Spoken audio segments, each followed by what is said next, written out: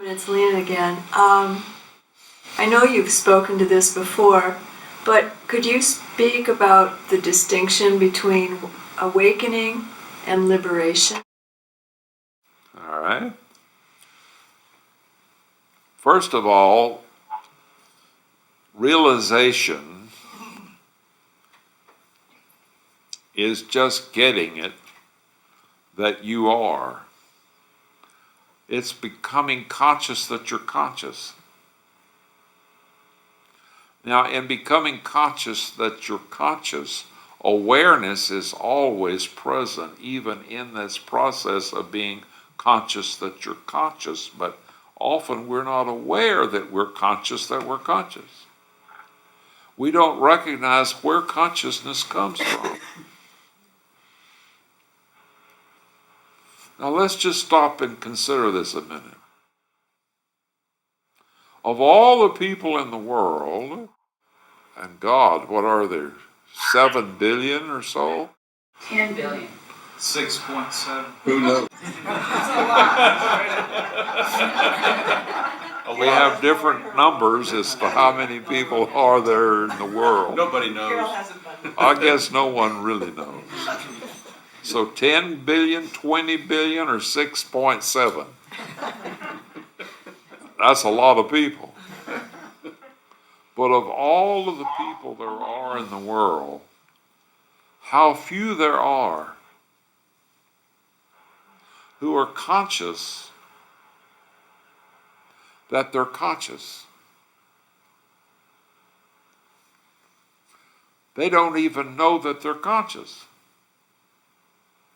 They don't know that consciousness is before anything else can be. They don't know that it requires consciousness in order to think. They awaken from sleep and think, believing that the waking state is the basis of being. Just this state of being awake. It's being asleep. Really, but we don't know it. This state of being awake is not the basis of our being. The basis of our being is awareness itself. Awareness that we are conscious that we're conscious. That awareness that we're conscious is a step above just being awake. And there are very few, in comparison, who have ever considered the fact that they're conscious. Or what is consciousness? Oh, I'm conscious. What does that mean, I'm conscious? What is consciousness? When we consider consciousness as being who we are and ask ourselves who we are, what we are, the first thing that we usually consider is, oh, this is me.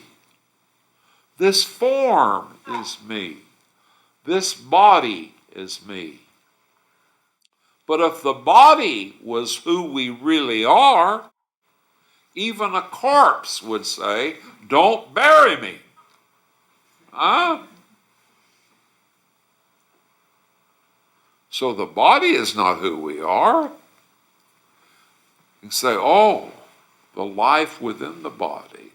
Oh, the life within the body, what is that? That's consciousness. But now being aware of what consciousness is, that's a trip in itself. And that's really a whole life of inquiry and investigation within oneself into the nature of the being that we are. So that's the first step. Awakening to the fact that we're conscious. Being aware that we're conscious. Conscious that we're conscious. That's knowing then that consciousness is before anything else is. But when we begin to follow consciousness inward, the sense of I, and follow it inward into the source out of which the sense of I rises, we are dealing with the mind. The mind is that which is functioning through the senses that are a part of the body, but the mind is not who we are. Like the body is not who we are, the mind is not who we are, and we now have to go back even deeper into the awareness that gives rise to I, the thoughts, the mind. And when we can transcend the conditioned patterns of the mind, which contains all of our history, the record of all of our experiences, our own personal stories. Do you have one? Everyone has his or her personal stories. And the personal story is not who we are. That's the role we're playing in the body-mind, in this tour of duty, if you will, called life in this body. And when the awakening happens to the true nature of the being that we actually are, transcending all the conditioned patterns of the body-mind, and the pure and total and absolute awakening into the pure awareness, the dissolving then happens of all of the conditioned patterns of the mind into the source out of which the sense of I rises. Then the I itself dissolves into the pure awareness of being, and that's liberation. Okay? Does that do it?